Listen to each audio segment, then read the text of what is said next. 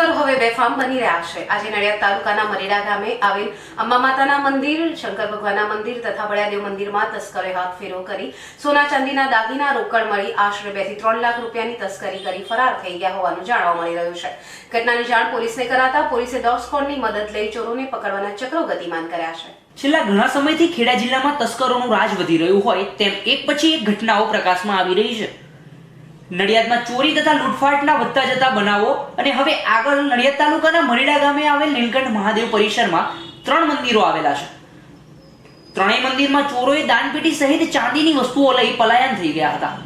નીલકંઠ મહાદેવના મંદિરમાં શિવ ભગવાનનું ચાંદીનું મુખાવટ તથા દાનપેટી તોડીને તેમાં રહેલ રોકડની લૂંટફાટ કરી। ત્યારબાદ અંબા માતાના મંદિરમાં માતાજીનો શણગાર તથા માથે રાખેલ ચાંદીનું છત્ર અને 2 દાનપેટી તોડી તેમાં રહેલ રોકડ સાથે જ તેની બાજુમાં આવેલ બળિયાદેવ મંદિરમાં રહેલ દાનપેટી તોડીને તેમાંથી પણ રોકડ લઈને તસ્કરો ફરાર થઈ ગયા હતા। આ ઘટનાની જાણ નડિયાદ રૂરલ પોલીસને કરાતા તાત્કાલિક પોલીસ ઘટના સ્થળે પહોંચી હતી અને ડોગ સ્ક્વોડની મદદ લઈને તસ્કરોને પકડવાના ચક્રો ગતિમાન કર્યા છે।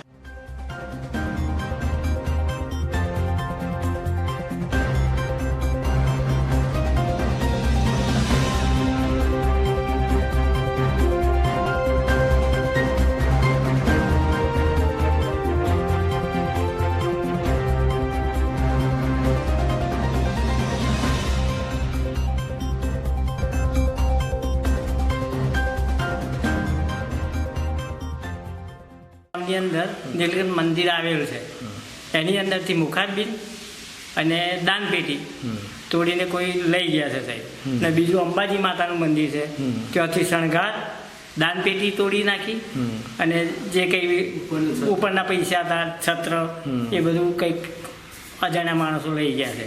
પછી બળિયાદેવના મંદિરમાંથી એ આપણે દાનપેટી આખી તોડી ગયા છે। કેટલાનું ચોરી થયું લાગે? આશરે સાહેબ તો અંદાજ તો કેમનો ખ્યાલ આવે?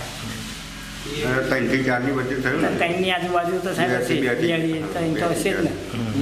હવે દાનપેટી કેટલા પૈસા? સોનાનું હતું કઈ? ના, બધું ચાંદીનું જ હતું। ચાંદીનું જ હતું, ચાંદીનું।